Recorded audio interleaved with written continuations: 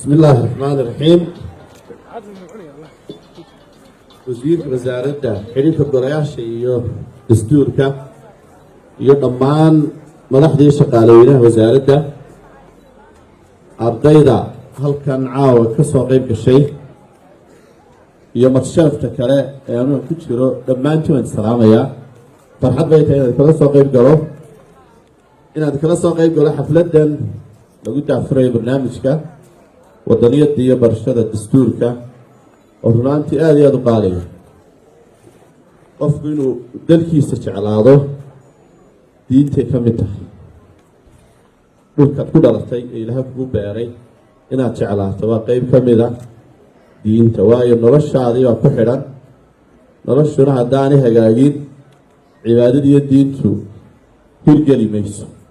nabiyullaahi maxamed sala allahu calayhi wasalam markii uu hijroonayey uu maka ka baxayey intuu eegay ayuu yidhi dhulka ilaahay ugu khayr badan baa tahay, dhulkaan ugu jecelahay baa tahay, haddaan iga kaa saarin kaama anbixeen buu yidhi. marka in qofkuu jeclaado dhulkiisa dalkiisa waxa bani aadamada lagu yaqaano weeye. taariikh hore ku dheeraan maayo, waxay nooga sheekeeyey madaxdii hore iyo odayaashii hore usoo joogay, laakiin taan anigu awoodda saaraya waxa weeye maanta iyo technology-ga iyo wadaniyadaynu kor u qaadno. qof walaalkii naga mida social media ama baraha bulshada maalintii wuxuu ku qaataa waqti fara badan buu ku qaataa. taasaa loo baahan yahay inaynu dalkeenna ku muujinno calanka, sumadda qaranka, taariikhda aada baran doontaan intaba inaynu adduunka gaarsiino. teknolojiyadda casriga ee ugu horeysa oo baraha bulshada waxay qof walba u sahlaysaa inuu adduunka gaadhsiiyo waxa weeye identitygiisa ama calaamadiisa inuu gaadhsiiyo. taasaynu baahana. hal tusaale aan idiin soo qaadaya. gelinkii dambe maanta ciyaar baa dhacday, qolaa kubad ciyaartay, dadkeeni calankii qoladaa kale reer muqdisho ayaa hambalyada ugu daraya. masaxbaa taas masaxbaa siday sax u tahay aduu ma reer soomaaliya tahay inay badiyeen inaanay badin hawl inoo taalla maaha innaga. mid kale aan ii sheegayaa, mid baan isku qastaa. waxaa jira 22 wadan oo caraba, qof waliba carabnimadiisu wuu haystaa, laakiin dalkiisu waa hal mid oo keliya. intaasoo dalba afrika ku yaalloo caraba, kasoo bilow mauritania, morocco, algeria, tunis, libiya, masar, carabnimadu way ka dhexaysa, laakiin qof waliba dalkiisu gaar. masrigu markuu ciyaarayo xulkiisa qaran kaasuu taageera. innaga laakiin yaana iska keen qasbi. waataan uga jeedo arrimaha baraha bulshada. haddaba idinka maxaa laydinka baahan yahay? mar haddii baraha bulshadu ay ku xidhan tahay dadaalkaaga inaynu ku muujinno waxa weeye qarannimadeena, aynu ku muujinno waxa weeye astaanteenna, aynu ku muujinno calankeenna. wixii aan innaga ina khuseyna aynu iska ilaalino. waxaan intaa ku dari lahaa, noloshaa maanta aynu ku jirnaa waa nolol tacab badan la soo geliyey. maayarka inoo sheegay waddan kale markaad tagtaad qiimahaad leedahay, bulshada adeed ka soo dhex toostay, heblaayo ama hebel lagu garanayo, ay dhiicid maanta meelaha ku weydiinaysa aanay jirin. xataa markaad qaadato sharciga laftigeeda midabkaaga iyo muuqaalkaaga aanay cidi kugu takooreyn. xataa haddii aan afka lagu odhan, aragga iyo maaragtay in lagaa darko iyo wax badan ay kugu dhacayaan. deedna kuwa dhacday in badan dadka naga tegay dib ugu soo hiloobaan dalkooda. maxaa markaa inagu waajiba inaynu dalkeena ilaashano, taariikhda iyo xuquuqda iyo maadooyinka kala duwana laydin barayo aynu ku dhaqanno. dooda siyaasaddu way jirtaa maalin kasta. dimuqraadiyad baynu qaadanay, maxaafid iyo mucaarid baa jira.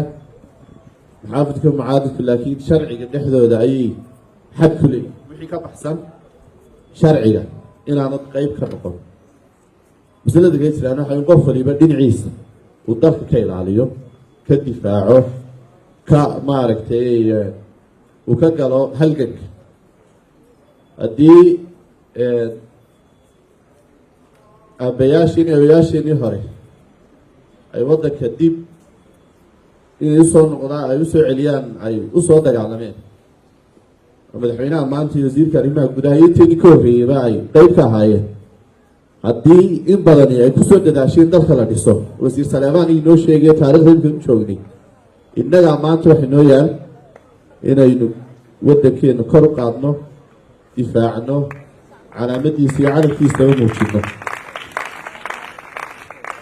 taasay noo taal waan wasaaraddana aad baan uga hambalaynayaa shaqo weyn baad qabateen muwaadinimada iyo citizenshipkuna waxa weeye qof waliba waajib isaga saara wey intaadu ku dadaali karsaad ku dadaasho mobilka yar markaad eegi sida social media ku jirto halkaa difaaca kaga gal maanta rasaastii madfaco waa kelmadaha halkaa lagu qorayo commentiga iyo faallada halkaa laga dhiibanayo calaamadaad dhigayso waxaad sheergaraynayso yaad saaxiib ka dhiganaysaa guruubadaad ku jirto guruubada waxaad kusoo dhex faafinayso intaasaa wax badana waana ta inta badan socda midnoo idin sheegayaa marka la eego internetka iyo dadka adeegsada wixii soomaaliya laisku odhan jiray somalilan dadka galaa ugu badan laakiin kama muuqdaan markaad eegtid xagga qadiyadda iyo kor u qaadista waayo dad badan waxaan arkayaan iska social media inuu yahay wax laisaga jiro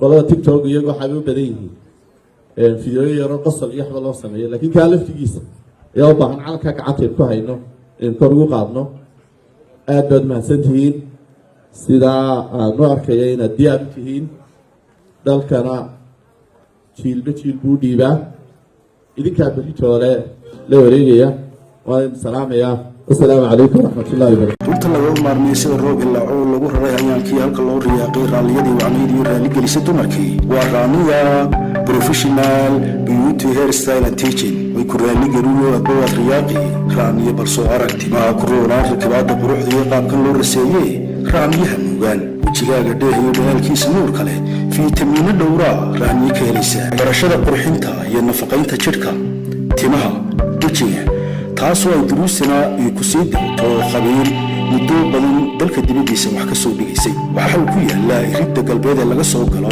suuqa gobonimo gaar ahaan kasoo horjeedka kaabadda xisbiga ee gobonimo wixii faahfaahinintaa dheer waxay kala xidhiidhaan telefoonada shaashadda idinka muuqdaa